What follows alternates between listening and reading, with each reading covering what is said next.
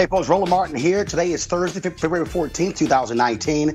I am broadcasting live from Charlotte, North Carolina, where the NBA All-Star Game is taking place. Coming up next on Roland Martin Unfiltered, R. Kelly could be in some serious trouble. Lawyer Michael says he's innocent. The videotape showing R. Kelly having sex with a 14-year-old girl. We'll have the details right here on Roland Martin Unfiltered. Also, the woman who has accused Virginia Lieutenant Governor Justin Fairfax of forcing her to perform oral sex in 2004 says she will meet with a district attorney in Boston with regards to the case.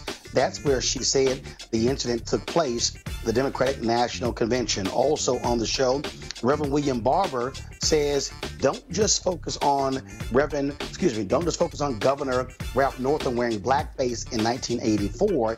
He says focus on racism in 2019. We'll have a clip for you where he talks about that. Also, an anti-lynching bill finally passes the U.S. Senate. It was sponsored by the three black United States senators, Kamala Harris of California, Cory Booker of New Jersey, and Tim Scott of South Carolina. Also on the show, a black man, an aspiring rapper, asleep in his car in California, shot by 6 police officers. Wait until he will tell you the details of this stunning case. The man is dead, and folks have lots of questions as to why he is no longer alive. Also on the show, we'll talk about a Georgia congressman in trouble for having a racist Robert E. Lee biography on display in his office. We'll share those details with you. And also, it was 1 year ago today when a number of Parkland students were gunned down at their high school in Florida. Lots have changed over the last year. We'll explain and discuss that with our panel as well. Plus, new developments in the racist and homophobic attack on actor Jussie Smollet in Chicago. Folks, we got a packed show. It's time to bring the funk from the Queen City on Roland Martin Unfiltered. Let's go.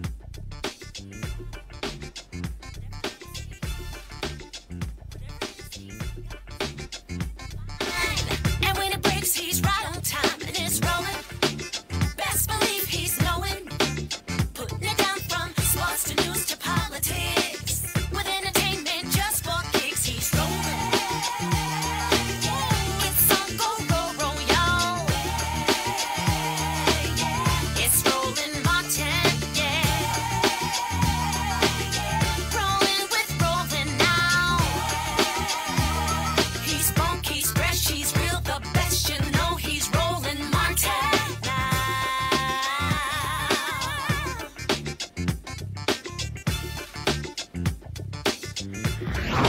Martin. All right, folks, Roland Martin here, broadcasting live from Charlotte, North Carolina, here for the NBA All-Star Game. Happy Valentine's Day to all of you, folks. A stunning story. Lawyer Michael Avenatti, remember, he was the attorney who represented Stormy Daniels. Well, he says that he is in possession of a videotape showing singer R. Kelly engaging in sexual activity with a 14-year-old girl. Avenatti has shared that tape with CNN. They report they've actually watched the tape. Apparently, it is a 45-minute video of R. Kelly performing a variety of sex acts on a 14-year-old girl. Now, you cannot tell by the footage that she's 14. Here's the statement that CNN posted on their website. The newly unearthed footage, which lasts 42 minutes and 45 seconds, is clear and explicit. There are 2 scenes on the video, one apparently in a living room and another in a bedroom. A naked man who appears to be R. Kelly is seen performing multiple sex acts with the girl. She is heard calling him daddy multiple times. It is impossible to know her age just from the video. 6 times the girl refers to her genitalia as 14 years old. Now keep in mind, R. Kelly was acquitted in a previous case of having sex with an underage girl. Now, that particular video was circulated all across Chicago and all across the country. In fact, when I was the editor of BlackAmericaWeb.com, that video was sent to our office, and I actually saw that video.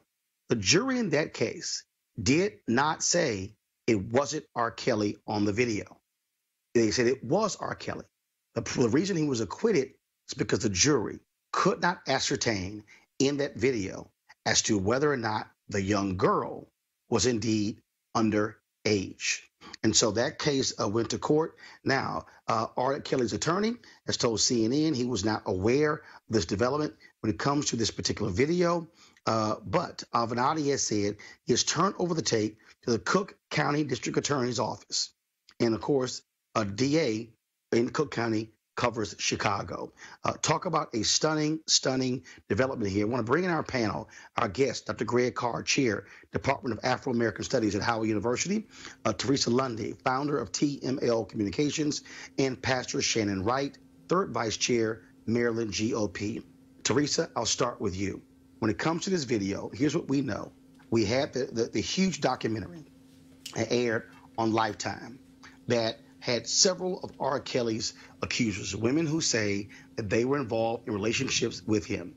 It talked about his long history of being engaged with underage girls. To have this video that Avenatti somehow received and then taken to the DA, this could be a game changer because, again, on this video, CNN is reporting that you hear R. Kelly and the woman referencing her genitalia as being that of a 14-year-old. It's a disgusting disgrace to see this still going on year after year when everyone, even inside the African-American community, knows that R. Kelly is guilty as charged.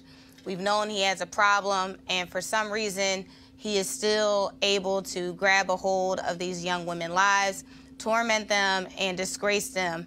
So I'm not surprised that this video is now coming out. It wasn't a shocker moment, nor was it a lot of shocker to those looking at the blogs and reading some of the social media posts. But I think more so now it's really closing in where R. Kelly needs to account for his acts, and justice needs to prevail. Lifetime did a very, very good piece indicating the stories of some of those mothers and family members of those women who are a part of that detail. Although I feel like they did leave something out, which is an account of some of those women that are still being led in that cult, as they describe. So I would have loved to see a little bit more, but from that Lifetime presentation, it looks like the Attorney General decided to take the next steps, and hopefully that next steps ends up with an indictment and a conviction for R. Kelly. Shannon, here's the deal, though. We do not know when this video was shot. So we don't know that. We don't know if it's an old video, if it's a new video. But the reality, though, is that doesn't matter, because if this video was shot in, let's say, the last 5 or so years, you still have a question of jurisdiction. Now, they still have to ascertain the age of the young woman on the video. We do know from the previous case, the young woman who was in that video, she had some family members who testified, like we interviewed Sparkle on this show. Some family members testified that she was indeed underage. Then you had Sparkle's brother who testified that that was not his niece on that video. And so it's a whole lot that still has to be done before R. Kelly, before the Cook County DA can take this to a grand jury and things along those lines. But this new development certainly should cause concern for R. Kelly and his freedom. Absolutely. I mean, you can't continue to press the envelope and do the things that you do and think that you're going to get away with it when you're in such a public arena. My husband and I raised 2 daughters, and I feel very much for those mothers, because it has to be awful and difficult to know who it is, what happened and where, and not be able to prove it to get justice for your children. And, you know, as a parent, you want to not only protect your own, but you want to keep this from happening to someone else's. So it seems to me as enough is enough. Somebody's got to put a stop to this somehow. Greg Carr, now what you also have here is a difference for R. Kelly economically. According to that Lifetime documentary, and based upon what I know, living in Chicago for 6 years from 2004 to 2010, R. Kelly used his vast resources to pay off a significant number of settlements. You also had people who said when that trial came up, he sent families out of the country for a number of months to avoid them being interrogated by police. He's been stopped from many places from performing. You've had some places that refuse to grant him licenses to perform. You have his record label that's dropped him. You have streaming services also cutting back on his music. And so his financial lifeline has been impacted. And so that could also be a difference maker because he can't necessarily be able to tap the same financial resources this time that he did before. No, but I mean, Roland, as you know, we're not just talking about the United States. And now there have been a couple of countries, and at least one country, R. Kelly, has had concerts canceled. But the last I heard yesterday, his concerts in Germany may be moved to a larger venue because they've already sold out the venue he's supposed to appear in.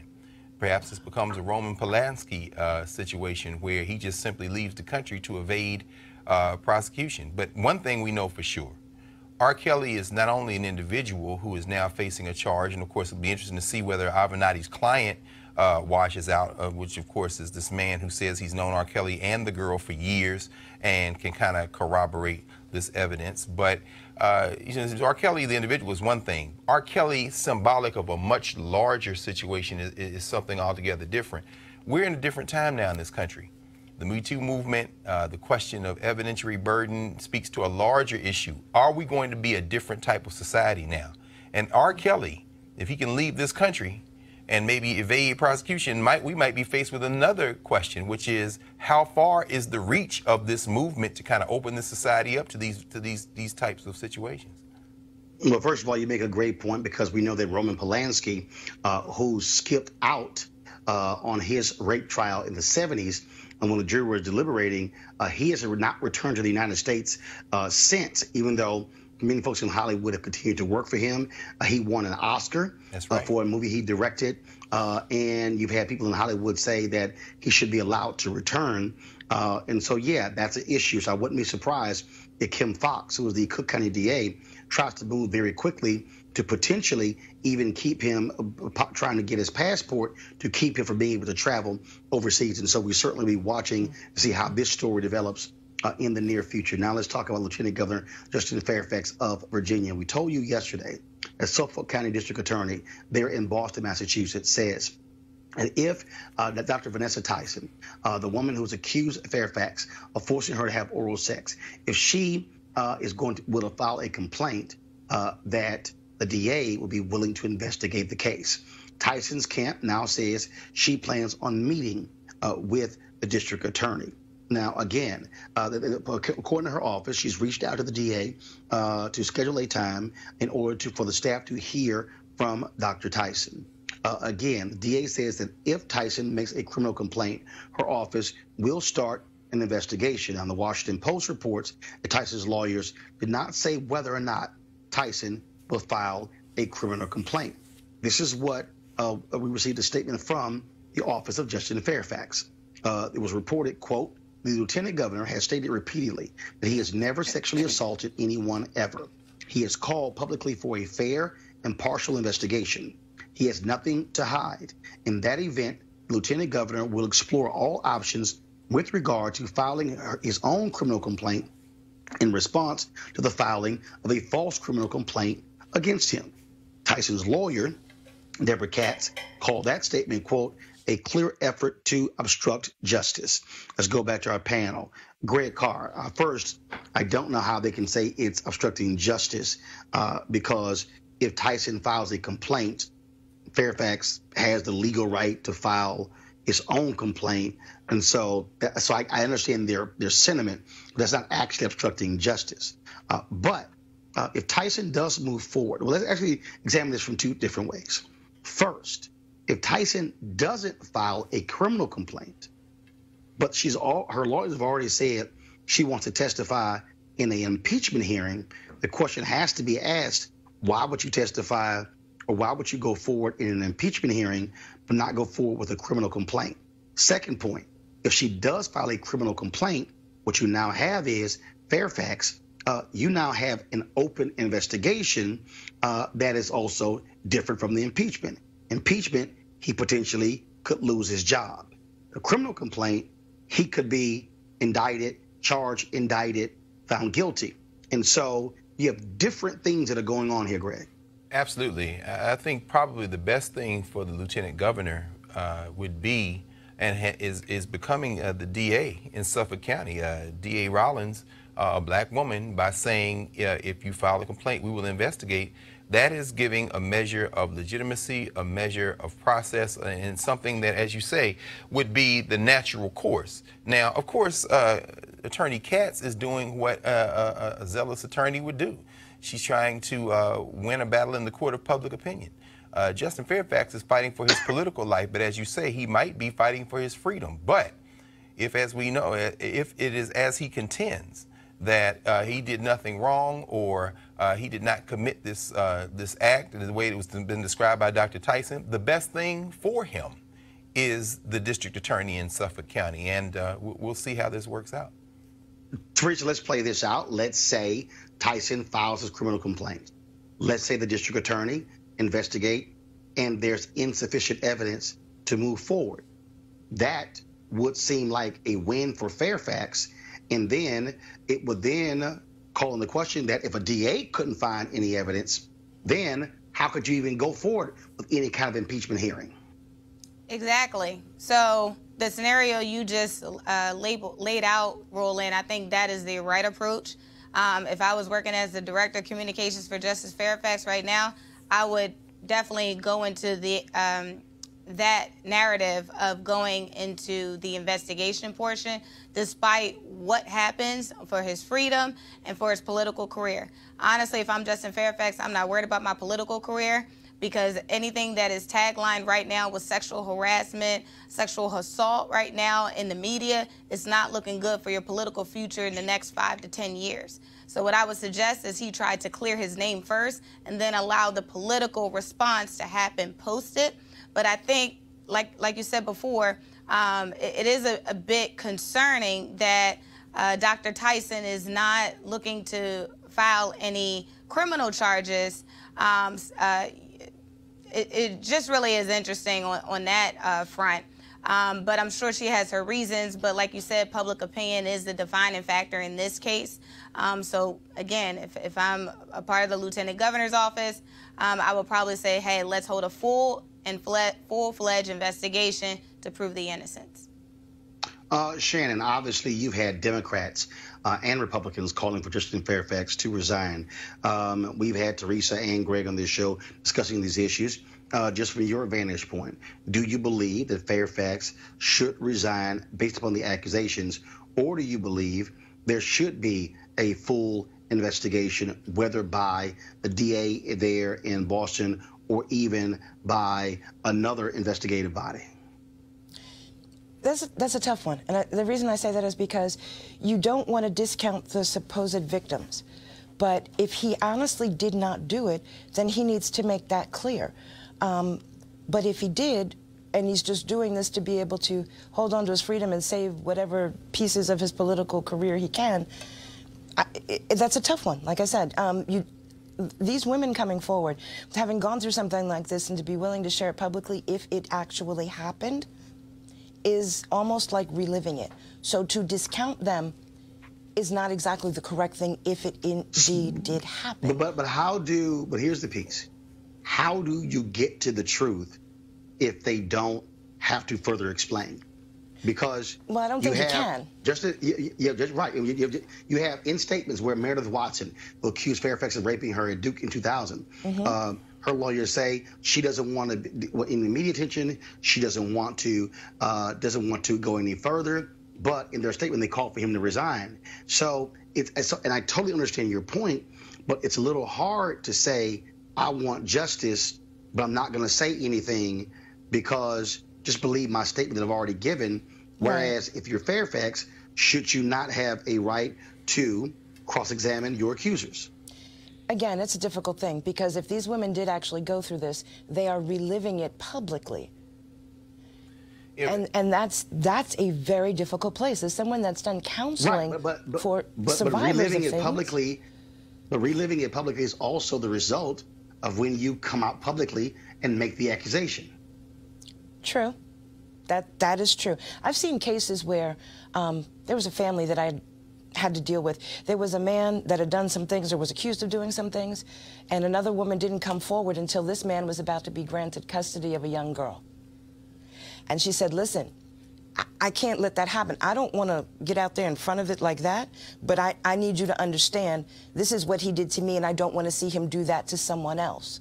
And there's a difference between coming forward because you want to protect someone else than if you just come forward because you want spotlight. So that's why I'm saying it's a difficult choice, because if this actually happened, that's happening again for them. Yeah, and race and gender are so commingled in here, and for those who are watching, I think that it's clear there's been no more nuanced and sophisticated conversation of this unfolding story than right here in Roland Martin Unfiltered. I would encourage people to go back over the last several days and since this story broke to listen to the fact, and it's exactly as Pastor Rice says, it's a torturous situation. And as I say, Justin Fairfax, Dr. Tyson, and the third accuser, the best thing for this entire situation is to get these criminal complaints filed, have an investigation, and move forward, because it's not just black men, it's black women. There's no Me Too movement that transcends race. And so these black women are being drugged, these black men are being drugged, and the black community really doesn't have a position other than let's try to get at an accurate assessment of what happened. And the stuff in the legislature, that's pure politics. It has nothing to do with the truth. It's all politics. All right, folks, speaking of politics, let's talk about the whole issue of Virginia blackface and racism. Reverend Dr. William J. Barber, of course, he's been quite vocal on this, and he appeared this morning on Morning Joe, where he said that the focus should not just be on Ralph Northam and the issue of racism in 1984. He is challenging the media and the public to contend with acts of racism and bigotry happening in 2019. Watch this, and then we'll discuss. Well, repenting in the Bible and the story of Zacchaeus, when he wanted to have salvation come, Jesus said, okay, restore what you've done. So some people said earlier, resign, resign, resign. I stepped back and said, wait a minute. Because if you resign and resign to resign, you only get to somebody who participated in racist voter suppression. So if the issue is resigning because of racism, for instance, the entire Republican legislature in North Carolina has to resign because they were found guilty in the courts of surgical racism. So let's step back a second. The repentance could be Northam doing a major speech on what racism really is, and then immediately laying out policy. For instance, he could say the Union Hill African-American community where environmental racism is happening because of the Atlantic pipeline. I'm going to no longer support that pipeline. I'm going to go after voter suppression. Now, I'm going to fight for same-day registration, early voting in Virginia, and automatic registration. I'm going to look at the issue of public education and mass incarceration. Not just look at it, but now. But just having an apology is not enough. And just only talking about, and I challenge the media, if we only talk about racism when somebody talks about the size of someone's calves or a picture 30 years ago, we are not dealing with disparate impact and real racism that's happening. We need to look at what's happening in the appointment of these federal judges on the courts. We need to look at disparate treatment in health care, the disparate treatment in living wages. 62 million Americans make less than a living wage. 54% of them are African American. We need to look at all of this voter suppression happening across the country. So we need to have a real serious depth focus on racism and how that ties to systemic poverty, ecological devastation as well, the war economy, militarism, and the false moral narrative of religious nationalism. So let's unpack this first with our panel. And Greg, I want to go to you first. The real issue, though, is that what Rev Barber just said. It also has to take place by those in media. You now have Morning Joe, Joe Scarborough and Mika Brzezinski now calling out Trump for his attacks on brown people. But they also had him on their show in 2015, yes, in 2016. Yes. You know, they talked about advising him when he first got in on certain folks to bring on and appoint. Now, all of a sudden, when he shows his true colors, which we all knew beforehand, now it's, oh my God, who is this guy? Same thing. You look at CNN, the number of town halls and forums they showed of Trump. Now it's, oh my God, he's now attacking the media. Obviously, Fox News completely in bed with Donald Trump. I dare contend that the fundamental problem that you have with the inability to confront the issue of race in our public policy today is because unless it's a burning flag, unless it's a swastika, unless it is this overt symbol of racism, mainstream media will not drive this conversation. No, of course not. In fact, it's interesting. Joe Scarborough makes me laugh out loud when I accidentally scan past him in the mornings getting ready to leave with his condemnations now to say, well, we have to call out a lie. And I'm laughing because, of course, for years, as you were talking about Trump lying, in the same broadcast studio floor as him, they were talking about their friend, Donald Trump, he and Mika. And let's be very clear.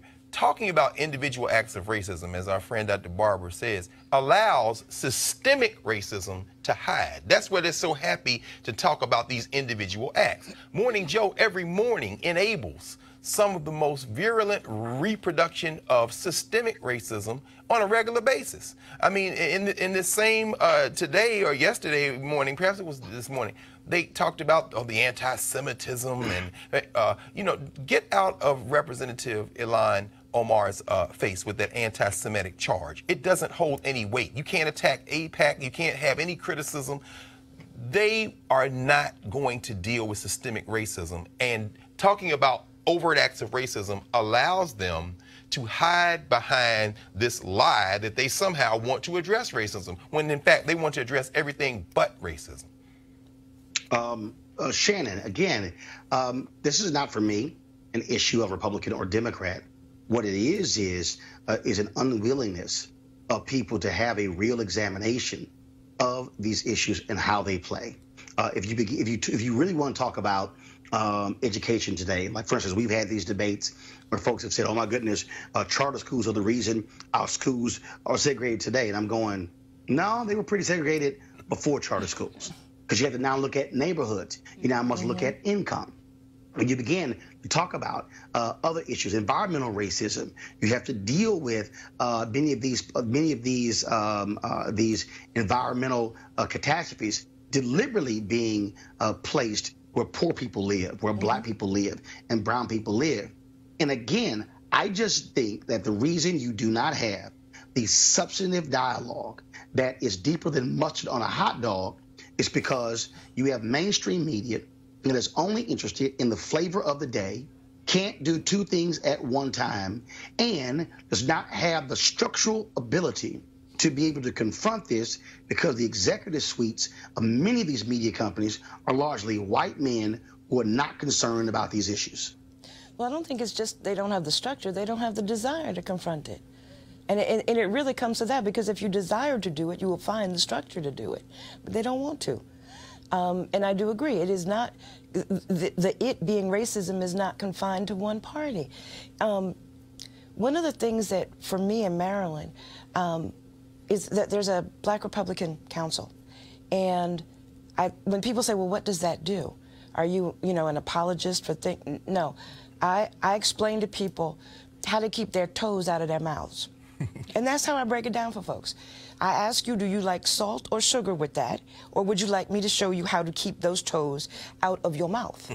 So in doing that, I come across a lot of folks that genuinely don't recognize how ignorant they are. Like, they're blind to it, not deliberately blind. No, I mean actually no concept and clue whatsoever. So to fix that, you have to recognize there's a that to fix. And a lot of these folks don't. They genuinely don't see it. Oh, you're just emotional, you're just sensitive. Teresa, the point Rev Barber is making is that if you want to examine Northam, you have to say, okay, Governor, Why is it during the campaign you supported a pipeline that is going to run through and devastate a black community, just in Fairfax, the lieutenant governor, and not support that pipeline? That is a substantive issue that, again, should be addressed, but frankly, it is not one that you're likely to see discussed on any of these mainstream shows. Black shows like this one, yes. Them, no. You won't, because like Pastor Rice said, they don't have the desire to. It doesn't matter. You know me, Roland, by now, I'm always going to relate something that happens mainstream locally. And so, like, with the issues that's happening, especially in Philly, that's where I'm from, and some of the union issues that's happening, especially with the police department. We just had a case the other day. 18-year-old young woman was grabbed by her hair, literally all caught on video, grabbed her by her hair and slammed to the ground. Police officers calling every other name in the book, Black B, you know, stupid HOE. Well, I guess I could say that. So, you know, I see these things, and, you know, gratefully our DA did not press charges. But what you now see is is the union either being silent about it, which tells me that leadership has to change, right? And so conveying it back to what we're talking about with Pastor Barber, he wants the same thing. He knows change that needs to happen, and he's wondering what will it take in order for the systematic change to happen. But I also think it needs to be, instead of, you know, us just putting diversity in the rooms, there has to be a whole cleaning of the behind the scenes of senior leadership who's been there for 30 and 40 years with the same mindset. Absolutely. All right, let's just go to a move that took place today in the United States Senate, where it took until 2019 for the United States Senate to formally pass a bill outlawing lynching. Over the 20th century, Congress refused to move, even when thousands of black people, including black men wearing their military uniforms, were lynched in this country. They were being blocked by Southern Dixiecrats and by racists of both parties who did not have the moral leadership to actually say that this is against the law. The three sponsors of this bill, the three black United States senators, Senator Kamala Harris, Senator Tim Scott, as well as Senator Cory Booker. You have to ask yourself the question, where were white senators all of these years in terms of sponsoring such a bill? The other thing that jumps out of this particular bill is that, first of all, it was unanimously passed by the United States Senate. And so this was what was said today on the floor. Mr. President, as if in legislative session, I ask unanimous consent that the Senate proceed to the immediate consideration of S-488 introduced earlier today. The clerk will report. S-488, a bill to amend Title 18, United States Code to specify lynching as a deprivation of civil rights and for other purposes. Is there objection to proceed to the measure? Without objection. I ask that the bill be considered read a third time. Without objection. I know of no other or further debate on the bill. If there's no further debate, questions on passage of the bill. All in favor say aye. Aye. Aye. All opposed say no. The ayes appear to have it. The ayes do have it. The bill is passed. Congratulations. Thank you. Thank you, Mr. President. And thank you to all of our colleagues. Again, there have been nearly 200 failed attempts to pass such a bill. Shannon, I'll start with you. There were some people who said, look, this is a waste of time. When's the last time we had a lynching? Let's not act as if it can't happen again. So this bill does matter. So on one side, you want to think, wow, do we have to have this bill? Like, is that still a real possibility? But on the other side, when you live in reality, you know it is. My grandfather was raised by his grandmother because his father was lynched. So I understand that these things did happen, and in a lot of cases, there are folks, I believe, that would still like it to happen. So The fact that in 2019 we're in a place where we need a law to say, no, no, no, you can't do that, is rather sad and pathetic in itself. And in fact, Teresa, there's a 2018 story where Willie Jones Jr., his family says that he was found hanging in Mississippi, and they say that he was lynched. And so you have that case. You also have a case that took place in Piedmont Park in Atlanta. What case was referred to the FBI of a man who was found hanging from a tree. And so we've had several stories like this that have taken place where you've had investigations of black men found hanging from a tree. And so, yeah, this still matters. Absolutely still matters. You know, I can't help but to still think we're, 51 days out of slavery. 51, I'm sorry, days, years out of, it feels like days, right? But yes. 51 years out of slavery. And yes, we are still having these issues, where economic disparity is happening on all levels, where young men are afraid to go to work without somebody, pulling over in the car and just shooting right in. But like you said, we're having the lynching, we're having the nooses. And, it's still, unfortunately, a conversation, a bill that, over 200 times it needed to be passed. I'm glad it's passed, but now it's really time to enforce and train and make sure, everyone knows about this bill. So I think some public awareness about it, because it wasn't getting as much conversation about it today or the week. So I think a little bit more public awareness about it will definitely put those who are considering to go back to the bad times, put them in place. Greg, we have to right wrongs of history. Yes. You've had cases where apologies were offered 100 years later. In some cases, reparations were offered. Financial settlements were actually made. And so to act as if this is not important, to me, is wrong, but it also shows you the importance of representation, because 3 black United States senators, which is the highest number we've had in the United States Senate since Reconstruction at any given time, that matters. It does. Roland, it's bittersweet, though. 1918, Leonidas Dyer introduced an anti-lynching bill, the Dyer anti-lynching bill. He was a white congressman from St. Louis, from Missouri. That bill passed the House of Representatives in 1922, but as you said, it was stymied on the Senate side by these Southern recalcitrant Democrats. It kept getting introduced, it kept getting blocked, and then in 1934, the Costigan-Wagner bill was introduced. It too failed, and as you said, these Southern Democrats, these Dixiecrats eventually, who are now in the Republican Party, their descendants, blocked that bill. And something struck me in terms of even how the bill, as you showed the clip there, Senator Harris kind of, smiling, and I'm sure there was some relief, there was some celebration, but this is a very somber moment.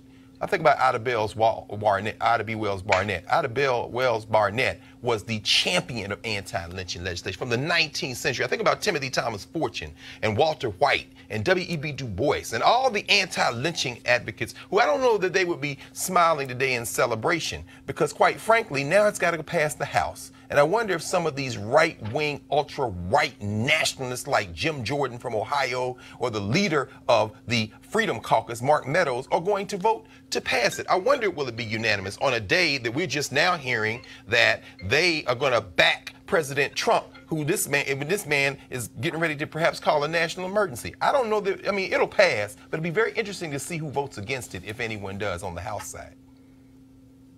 All right, then.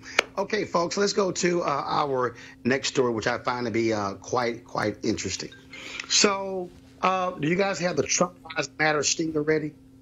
Y'all got it ready? Trump Lives. Guys, I don't know why we don't have it. Get it ready. So here's the deal. We created this Trump Lives Matter stinger. It's something that I have used since Donald Trump won November 2016. Because Donald Trump has lied consistently.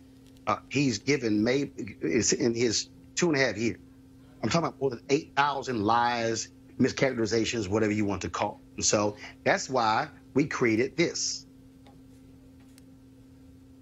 Okay. Don't have. Okay. All right. Well, anyway, we came up, of course, hashtag Trump Lives Matter. If you go to Twitter, you'll see that all the time. Okay. You'll see it. I use it all the time, every time he lies. So here's what's quite interesting. So the New York Times has been very afraid to say Donald Trump lies.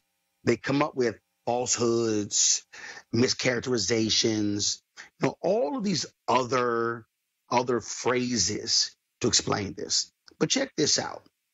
They had a story the other day about the controversy, if you will, no big deal, of Senator Kamala Harris on the Breakfast Club talking about how she was smoking weed in college in '86, listening to Tupac and Snoop, even though they didn't come on the scene until 5 to 7 years later. This was the headline in the New York Times, okay? Kamala Harris is accused of lying about listening to Tupac. Here's what happened. Okay. This, Teresa, is a newspaper that will not say Trump lies, but clearly has no problem putting in the headline, Kamala Harris accused of lying. It's funny because Donald Trump, I think, gives the New York Times the most promotion because he's like, oh, the lying New York Times, and then New York Times numbers go up for followers. So yeah, I find it very alarming when I saw that headline. Well, one, I'm like, why is the New York Times actually reporting on the Breakfast Club about what she decided to listen to or what she didn't listen to, or if she got the wrong artist wrong? Who cares, back then? But I guess as a candidate, I guess anything goes, but no, I think it's a little distasteful for the New York Times to be who they are. I would probably expect that in another publication, just not the New York Times. So they need to do better, especially with the editorial department. But it's just not right. But it is something to take notice as this campaign season begins to unravel. I mean, I don't understand, Shannon, how again, you're afraid to use it with Donald Trump. Like somehow, oh my goodness, we can't call the president of the United States lying, but we'll use it in reference to a United States senator. So, a couple things. One, there should be, and don't jump down my throat, but there should be enough respect for the office of the president that you wouldn't call the president a liar. However... But how about him not lying? However, it seems that in politics that is a part of the job description. I understand what they're saying about the discrepancies with regards to Senator Harris. Show me a politician that hasn't misquoted, quote unquote. For them to be able to say it about one and not the other, I see how that is a little bit off. It's a difficult line because there's certain things that you should do to respect the office of the president, but there are a lot of folks that say, this man is not one that fits anything that looks like a president, so it's hard to live by that. And I get it. Not sure where you go with that, but it seems like if you're not going to call this one, then you shouldn't call that one either. Greg, this really is not that hard. And again, sure, no one wants to say, oh, the president's lying, but if you're lying, I'm going to say you're lying. Well, you've been saying it all along. It's interesting to me, Roland. Like I said, years ago, when Trump began his really public run for president, the man who was a pathological liar, you began calling his lies out from day one, and then slowly. Day one?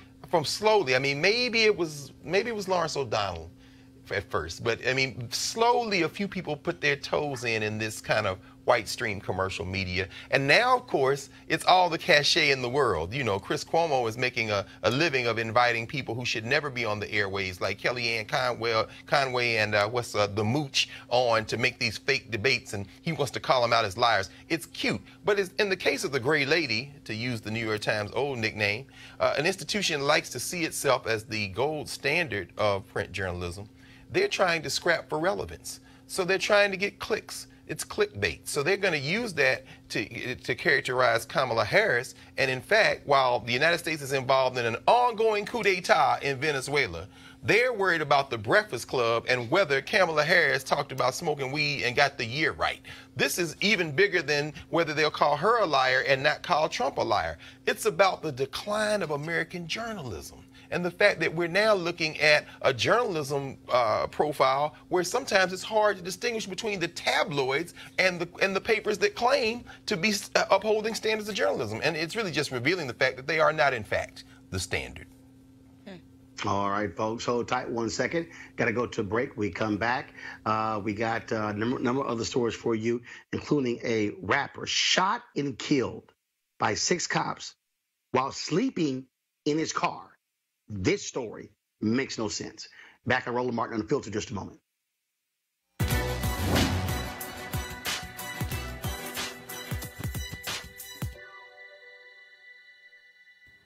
I believe I was born to help my people to be free. Boxing champion Muhammad Ali.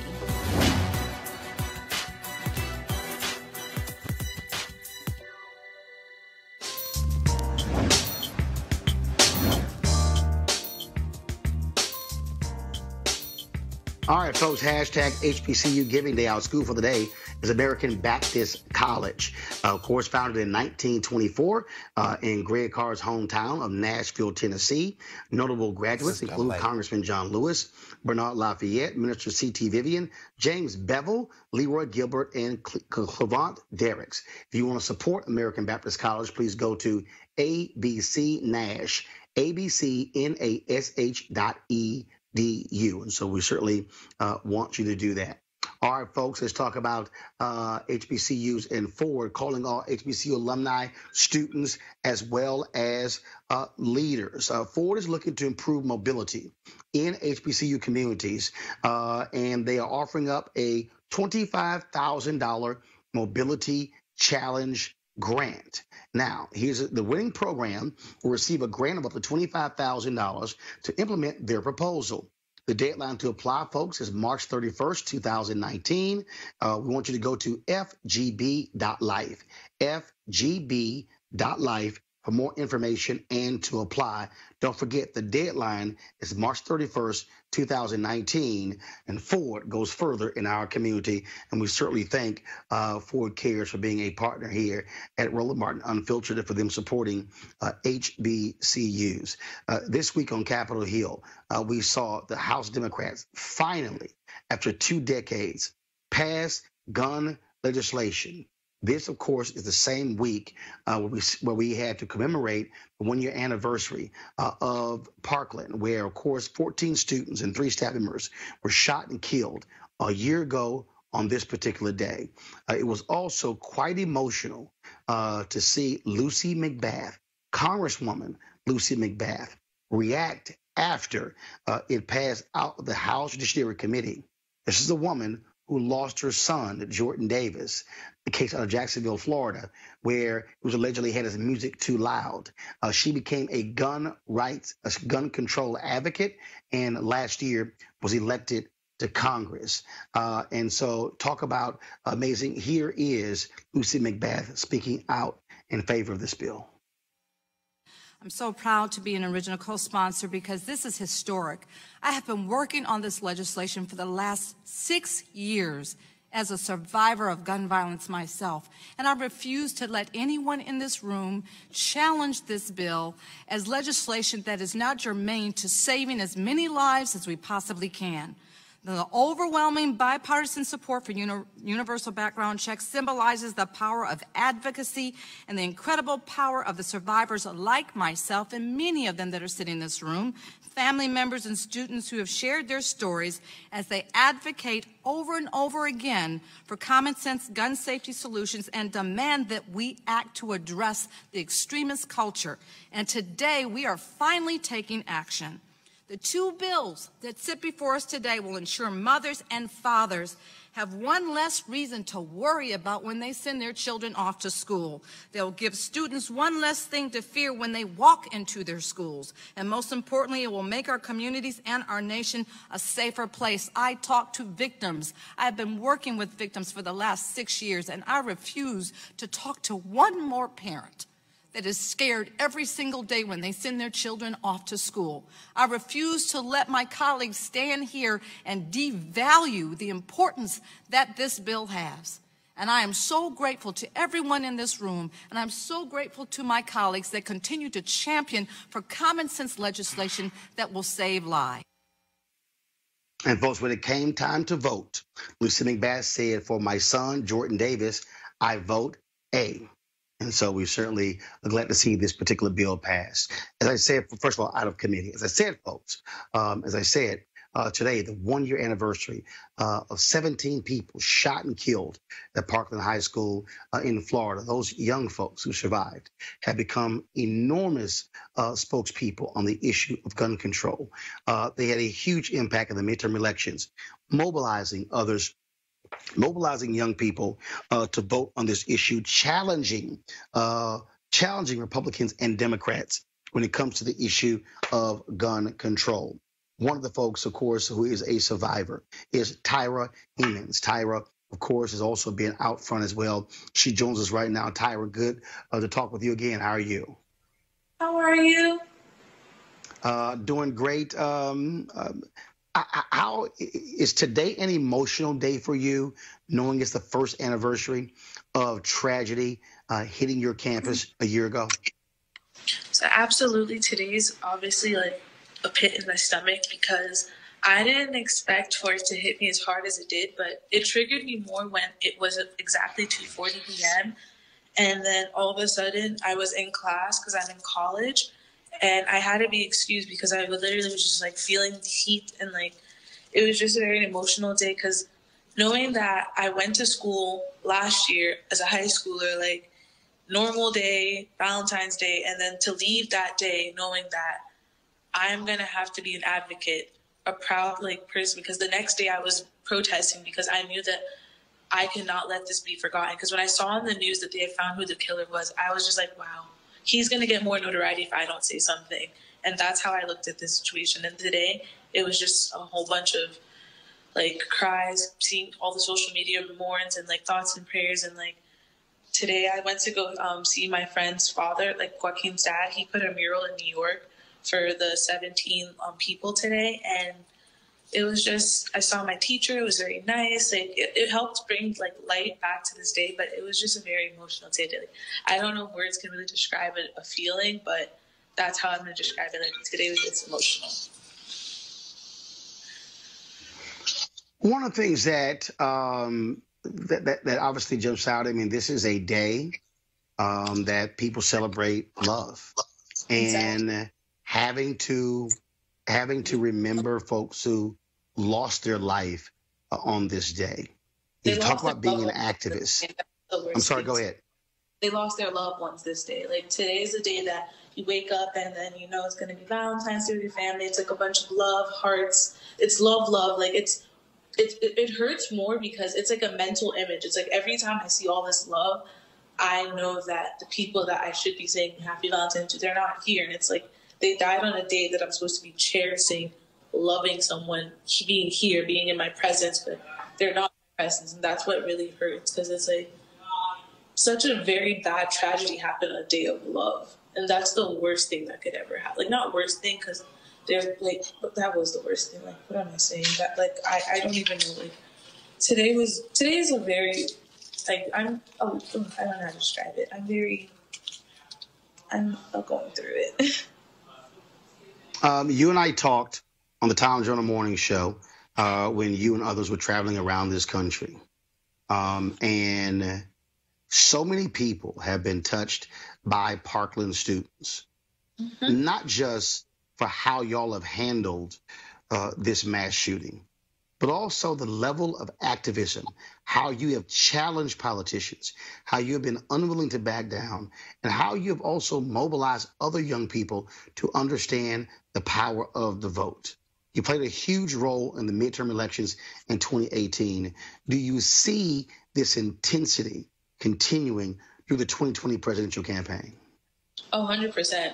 100%. Because us knowing that in our country, we have to, like, to get stuff changed in our country, you have to do a political sense. So that is why when come the 20 elections, like, we have to push for it, because we all know we need to get someone out of the House, because they just showed us that they will never, ever care for this country the way a president's supposed to. So as a advocate for lives, like, obviously we care about everyone. We want prosperity for everyone. So us fighting the fight, we're always going to put 100% in it. And final question. Again, when we look at this, for a lot of people, they assume that only white students were impacted. You and other African Americans made it perfectly clear that your voices mattered as well. And what has that been like as you have worked with others, leaned on others to get them to understand that Black voices matter too? Oh, I didn't hear what you said in the first beginning. But that again, the importance of Black voices matter. That we see more than just white Parkland students. That you and others have also been hearing from other Black students across the country who have also been impacted by gun violence. So what I say to that is that's why I initially moved, because I want to help bring the voices here. Because when Parkland did happen, I'm going to be the first to tell you, it's because a bunch of white kids got shot, but they were my friends too. But how it happened, it made people tune in, because this happens in every rural urban area. And people just look at that as, oh, it's a 5 o'clock news segment, on to the next. But it's like, these kids have voices that are like as powerful as ours, because we all suffer the same trauma. And if we have to, I'm telling you, I want to be able to push for the voice, because we're all we all know what's happening in our community. It's just, they're being incarcerated, you're being brutally killed, you're being it's just not fair, and people are not given the right outlet or the right voice to speak about it, and it's just, we have to bring those forward. All right, well, Tyra, we appreciate you joining us on this day. I told you that we will stay connected, and I will use my platforms to ensure that you always had a voice. Glad to see that you are still out there using your voice. Good luck in your first year in college. Anytime you want to talk, give us a ring. Thank you so much, and have a wonderful day. You do the same. I just want to go to my panel here real quickly before I go to my next story. And Teresa, look, there's no 17 or 18-year-old person out there who wants to be initiated into this fraternity or sorority. It reminds me of when we talk about mothers of the movement. We talk about the civil rights movement, Betty Shabazz, Coretta Scott King, and Myrlie Evers, women who lost their husbands to assassination. When you look at the mothers of the movement, whether you're talking about Eric Garner's mother, whether you talk about Sabrina Fulton, whether you talk about Lucy McBath, these Black women who have lost their children to police violence or gun violence.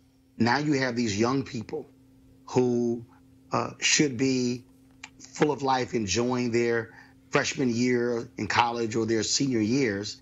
But on this day, they're dealing with the issue of 17 folks being gunned down right in front of them at their high school last year.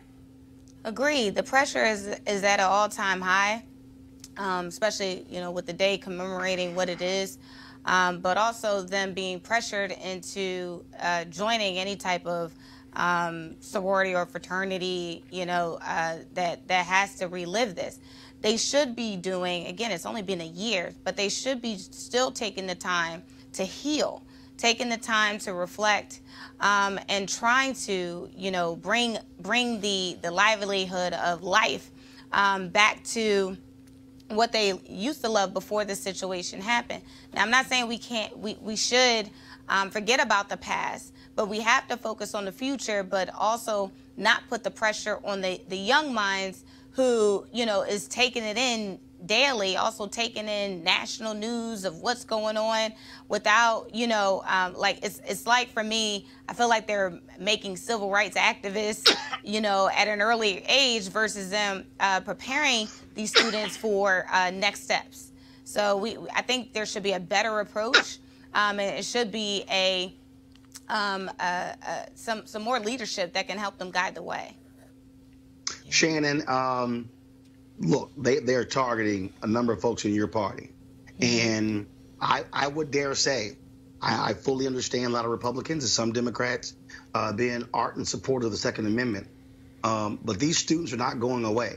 And they are mobilizing and energizing young voters. And if you are 16 years old today, you're going to be voting for president in 2 years. That could pose a hell of a voting block for a bunch of 18, 19, 20-year-old folks who are very concerned about gun control and mass shootings in schools. So I think there's a couple of issues. One is, I don't think it should be a problem to understand fully who it is that's trying to purchase a gun. I get it. But I also think that we need to seriously look at what we do in this country in terms of healthcare, and specifically mental health care. There's obviously a trend here that is not a good trend, and there are reasons behind it.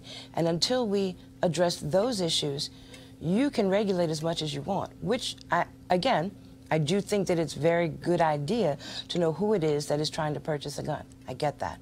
But we also need to address the other side of it, which is mental health care in this country.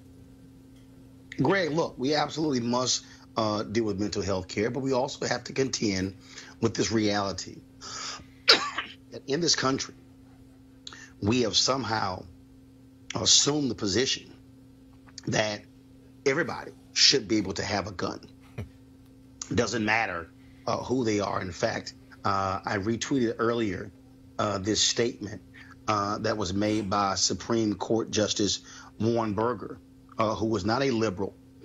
And he said this: the gun lobby's interpretation of the Second Amendment is one of the greatest pieces of fraud. I repeat the word fraud on the American people by special interest groups that I've ever seen in my lifetime. And the real purpose of the Second Amendment was to ensure that state armies, the militia, would be maintained for the defense of the state. The very language of the Second Amendment refutes any argument that it was intended to guarantee every citizen an unfettered right to any kind of weapon he or she desires. That's absolutely right, Roland. I mean, any legal scholar will tell you this is a complete misinterpretation of the Second Amendment. It is indefensible intellectually. And for all of our friends out there who say that voting doesn't matter, I think we can all agree. When you see Lucy McBath cast that vote in the name of her son, Jordan Davis, when you see Rashida Tlaib out of Michigan, or Ilhan Omar out of Minnesota, or when you see Ocasio-Cortez out of the Bronx, you know, voting matters because now there's somebody at the table that can break the back of this lie. Voting is not the only solution, but it is a weapon that we should not keep in the drawer. Lucy McBath, that was so powerful today, brother. And because now somebody gets in there to change these things. And the other thing I want to mention is with young Tyra Hammonds, who this day, last year, got accepted into the school that she's at now, Pace University. On the day she got her acceptance letter, her school got shot up. But if you look at her social media following, it is tiny compared to David Hogg and some of these white students. And when you said you would allow her to use your platform, you would use that platform to get her message out, she's not just speaking for herself, she's speaking for black children. And as Teresa said, she shouldn't have to at 18 years old. To have that prescience of mind is very powerful. When those peace warriors came from Chicago down to Florida and said, look, it happens to us every day on the way to school. This is an opportunity. And when you have young people who should never, as she said, have to be elevated to that, it is our responsibility to provide them platform, because let's be clear, as she is clear, it was only when whiteness got touched that this became a conversation at all. Very true. All right, final story here, folks, and that is the folks at Prada have brought on Ava DuVernay to co-chair their new Diversity and Inclusion Council. Now, remember, they released these blackface keychains back in December that got them into hot trouble. You see a photo of them right there. Now, Gucci, of course, is going through their own issue. You've had folks like Spike Lee and others calling for a boycott of Gucci. 50 Cent burned a Gucci shirt and said he would no longer be repping the brand because of a blackface sweater. What is interesting here is that Prada says it is partnering with universities and other educational institutions to create internships and apprenticeships for people of color in the fashion industry. Real quick here, Teresa, I always have issues when folks start talking internships and apprenticeships. No, there are a bunch of grown people who are qualified to work in these companies, who should be in senior level management positions, not just internships and apprenticeship positions. I agree. This is the wrong response. So for me, that statement that Prada just released is for me saying, come work with us for free. I will show you, and you can blog about it, and you can social media and Snapchat, and basically show that we didn't mean it. We really are open to diversity and inclusion. But really, if anybody's coming to the apprenticeship and the internship, they all know they're still at level 1 out of a huge building, right? We want to get to the 12th floor. And in order to get to the 12th floor, we need those opportunities to be open. We need senior level management to say, there is a job opportunity that's open and that's widespread, that's posted on LinkedIn at the very least, so people could be a part of the overall vision. So then when it is time for some of those advertising and marketing materials to be released to the public, when it is time for them to showcase the next product that they want to sell to the public, it won't be an issue. It won't be a black face attached, but it'll be something appropriate and something that won't dominate headlines and also offend the African-American community. Of course, Shannon, I always get a kick out of this because folks want to run higher. We'll bring folks who are we'll bring in interns and apprenticeships that yet none of them will ever be in the room when these decisions are made. So that ain't the answer to Prada's problem. So no, if you're talking about diversity and inclusion, which again, teaching people how to keep their feet out of their mouths, that's not going to happen by an intern or an apprentice. It's not. And a lot of times, it's not going to happen by somebody that you might have that slipped under the radar in middle management, because they're going to want to keep their job in their 401k, so they're probably not going to tell you what they need to tell you, which, in all honesty, if we were really on a fair level playing field, nobody would have to tell you because you would know, period. Why should we have to have laws or teach people things that I'm pretty sure in a lot of cases they learned in preschool that seem to have conveniently forgotten? Children are better. Again, Greg, whether it is media, whether it is fashion houses, it is still consistent that you do not see African Americans in those high-level positions where someone could say, that's a dumb idea. You might not want to do that. Isn't it interesting, in a world that is increasingly non-white, in a country that is increasingly non-white, these people still don't get it. Now, here's a couple of things. Number one, no respectable group of people should ever allow celebrities to be the people they look to for leadership and information. Now, Ava DuVernay is in a little bit different category. I think that sister is always trying to do the right thing. She's trying to open the door. But when they ask her to serve, I think maybe her response could be, yeah, here is a list of people who should be there before me. Now, if you have platform, 50 Cent has platform, and I love what he did when Money Mayweather, again, reminded us of what happens to a mind that is someone has lost their mind when he goes and spends all this money on Gucci.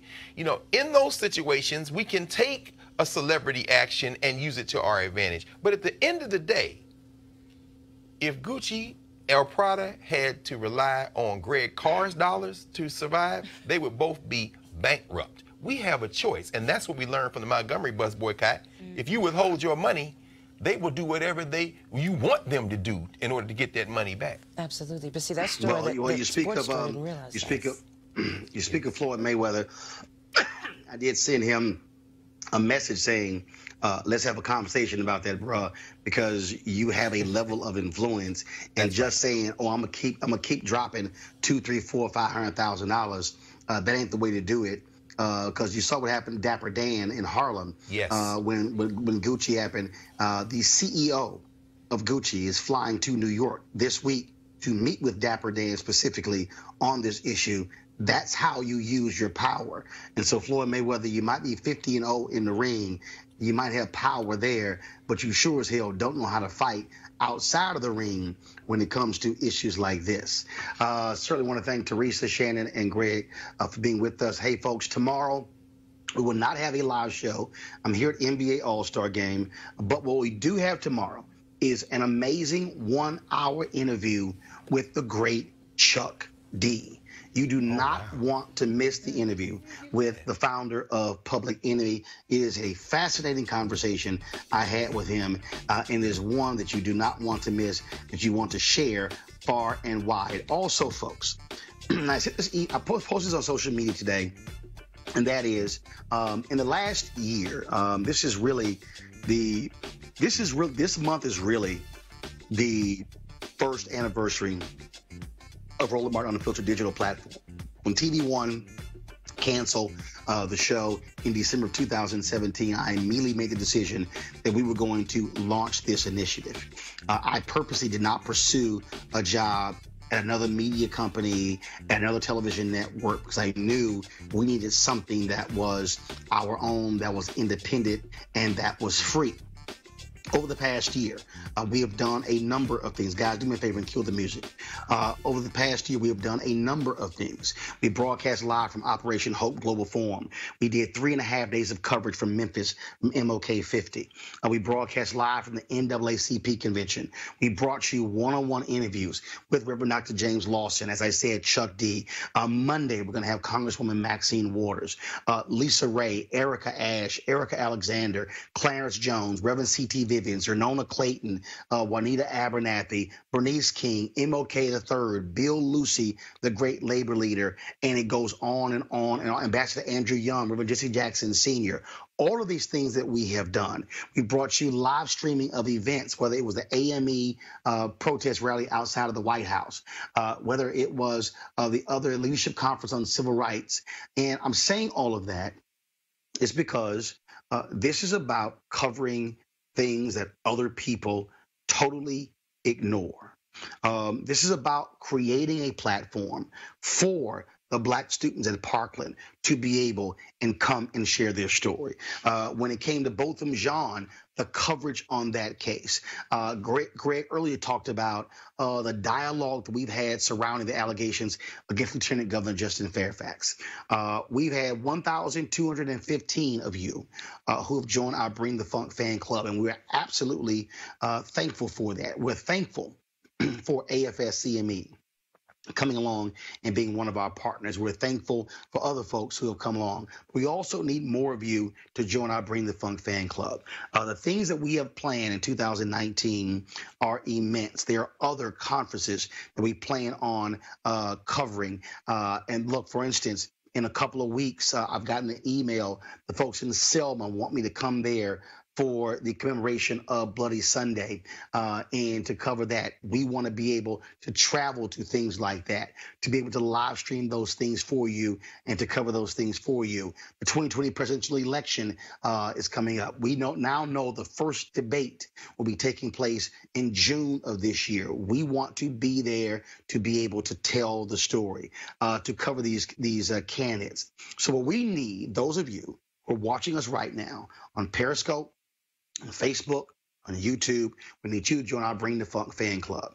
Our goal is very simple: to get 20,000 of our followers to contribute a minimum of $50 for the year. You can pay monthly, you can pay at one time, but again, you funding us allows for us to be independent, allows for us to be able to tell our story. But I keep saying we must fund our freedom. What you're watching, folks, isn't free. All of this has to be paid for.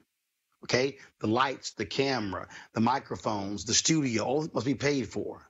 And so we can't expect other people to cover us when they haven't done it thus far. And so I want you to go to our Bring the Funk fan club. I would love for us to get to 5,000 patrons by the end of March. That means adding 3,800 people between now and the end of March. I want us to do that. And so, again, if you go to RolandMartinUnfiltered.com, you can choose between Cash App, PayPal, and Square to join our Bring the Funk fan club. As long as I have a voice, I'm still trying to get it back.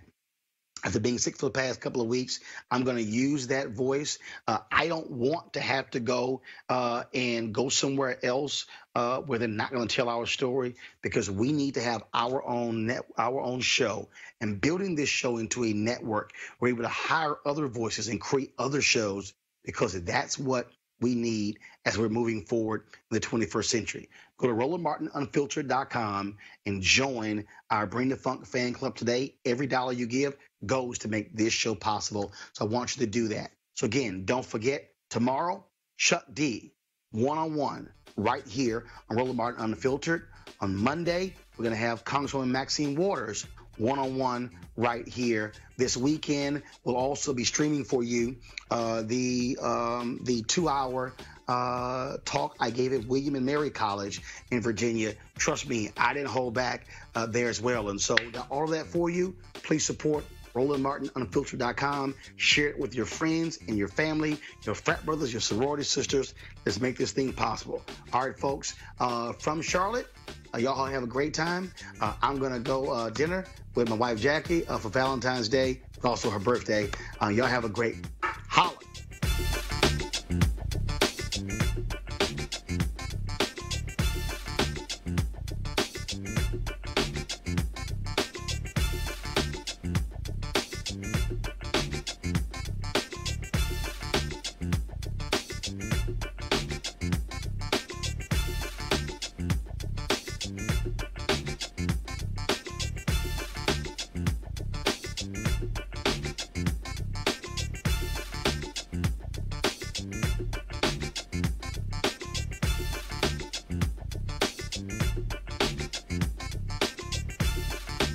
You want to check out Roland Martin Unfiltered? YouTube.com/Roland S. Martin. And subscribe to our YouTube channel. There's only one daily digital show out here that keeps it black and keep it real. It's Roland Martin Unfiltered. See that name right there? Roland Martin Unfiltered. Like, share, and subscribe to our YouTube channel. That's YouTube.com/Roland S. Martin. And don't forget to turn on your notifications so when we go live, you'll know it. Once again, back is the incredible. To stay woke, you got to kind of work. You got to work to be woke. When somebody knows about you more than you know yourself, that's volunteer slavery. If we don't connect to the diaspora, then we'll be slaves in the United States of America, because we have to be able to understand what's coming at us. Getting you ready to recognize what you can't see. It's a get down mental foxhole you getting into, and it learns you. Find out how we got backlash. You always got to keep it like this. This is not a millennial accident. They made the gadgets God. Me as a culturalist and a historian and a musicologist says all this counts. But this is a time where you have to stock as many people up as possible to challenge the information. I think you got to understand who's on the school board, who voted for the judge that's going to lock your ass up. After the vote, now the game is on. Voting is about like washing your tail in the morning. You ain't got to do it, but don't go around saying something stink.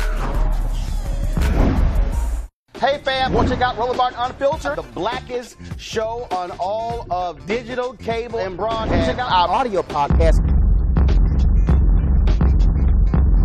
There's only one daily digital show out here that keeps it black and keep it real. It's Roland Martin Unfiltered. Press play. You want to support Roland Martin Unfiltered? Be sure to join our Bring the Funk fan club. Every dollar that you give to us supports our daily digital show. There's only one daily digital show out here that keeps it black and keep it real. It's Roland Martin Unfiltered. Support the Roland Martin Unfiltered daily digital show by going to RolandMartinUnfiltered.com. Our goal is to get 20,000 of our fans contributing $50 each for the whole year. You can make this possible. RolandMartinUnfiltered.com.